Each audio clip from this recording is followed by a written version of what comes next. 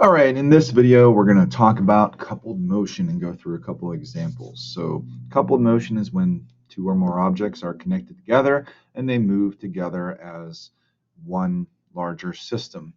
The two concepts that we have to make sure we apply is that both objects have the same acceleration. That should make sense. This one's falling down, this one's going to be pulled along, and they're going to move at the same rate.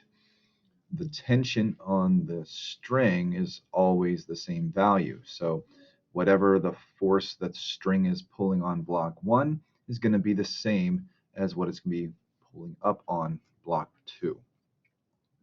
So we have to make sure we apply those in the problem solving. So here is my recipe for coupled motion. The first thing we have to do is decide a direction to be positive. Usually we make that direction or that positive direction, the direction that it is going to accelerate. So in this case, we know that this block will have to pull that block to the right. There's no way that this block up here can start pulling this block upwards. All right, so I think it's a pretty safe bet that we can pick that direction as positive. If we went the other way, everything would work out fine mathematically. You would just get a negative acceleration. All right, the next step is draw a free body diagram for each object. Here we have two objects. If we had three, you'd need three free body diagrams. All right, so for mass 1, we have the tension pulling it to the right. Label that as capital T. And we're not going to have friction on this surface. So we'll do this problem without, and then we'll add friction to it. So there's going to be no resistance force there. There are the up and down forces, the normal force from the surface, and gravity pulling that object down.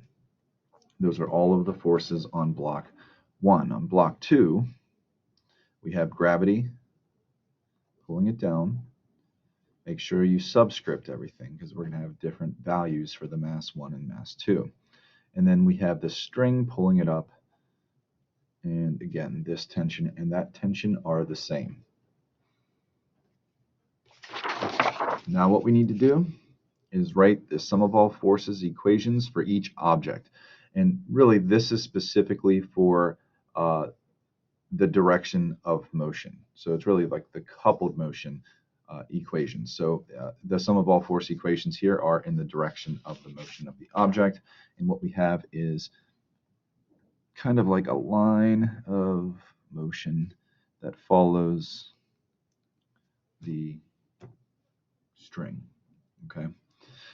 Since we made downward this way positive, right, on this object, right, the gravity is pointing in that direction, that one's going to be positive. The tension is pointing opposite, that one's going to be negative. Right here, the tension is pulling it to the right, which is following our positive direction, so that one's going to be positive. So now when we sum up our forces, so we're going to sum up all our forces on block 1, right? That's going to cause block 1 to accelerate. We have one force along the direction of motion, tension plus nothing else, all right, is going to equal M1A. Now on block 2, we have two forces. When we add those up,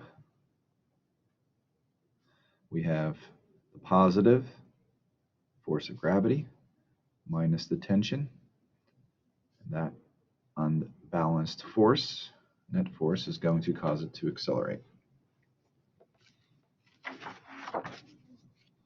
All right, after we write our equations, we're going to add the equations together. And what this does is cancel out any internal forces. And when we do that, just go like this, add them together. We add the left sides together, and then we're going to equal that to the sum of the right sides.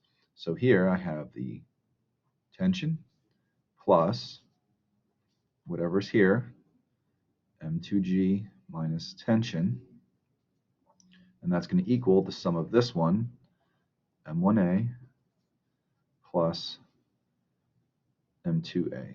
So left sides get added, right sides get added. We can see that that is going to cause these tensions to cancel out because T minus T, all right, goes to 0.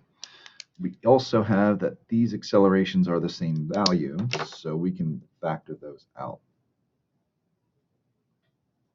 Left with m2g on the left-hand side. This is going to equal the sum of the masses times its acceleration. After we add the equations together, for the most part, you're going to solve for the acceleration. There are variations that we can put in these problems, but this is a very generic solution. If you follow these steps, you'll have success most of the time, right? But we're going to have to solve for that acceleration. And quick manipulation by dividing everything by mass 1 plus mass 2, right? So those will cancel. The acceleration is then going to be m2g over m1 plus m2. Now, we just got to get that number. We haven't made up any numbers yet. So let's just make mass 1, we'll make that 2 kilograms, and mass 2, let's make that 1 kilogram. Let's just flip them.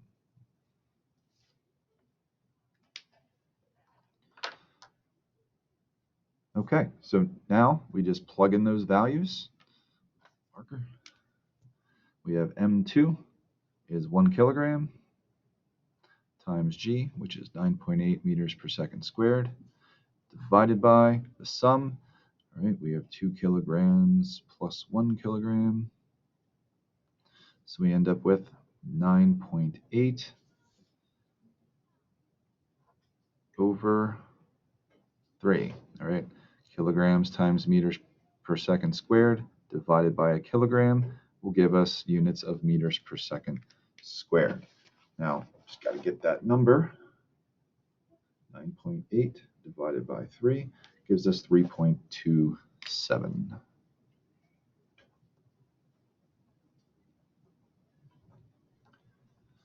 Okay, so we got the acceleration. The next step is we're going to plug that acceleration back into one of the original equations that we wrote in step 3 to solve for the tension on the string. All right, so we're going to take this value, and we can either plug it into this equation or that equation. You pick which one that you want to do. One might be easier than the other, so that's the one that I'm going to pick. All right, so I'm going to bring this over here. I have that the tension is equal to mass 1 times the acceleration. I want the tension value. Mass 1 is 2 kilograms. The acceleration is 3.27 meters per second squared. And then if we multiply that out, we're going to get 6.54 kilograms times meters per second squared, which is a Newton. Okay, so that's our first example, and we had no friction on that surface. We are going to have friction on it, and that just means that you may have to calculate that friction value somewhere in these steps. Okay, it's not going to be listed here. You're going to have to figure something out. You usually don't have to calculate the normal forces, so we drew them on this diagram. This direction is usually not needed unless we do have friction, right? So you usually can ignore any of the perpendicular forces to the surface when there's no friction, right? But if there's mu, we're going to have to take care of it because we have the fun equation. Friction is equal to mu times the normal force. So if we're going to need this or we're going to need this, we're also going to need that. So let's do this problem again with some friction.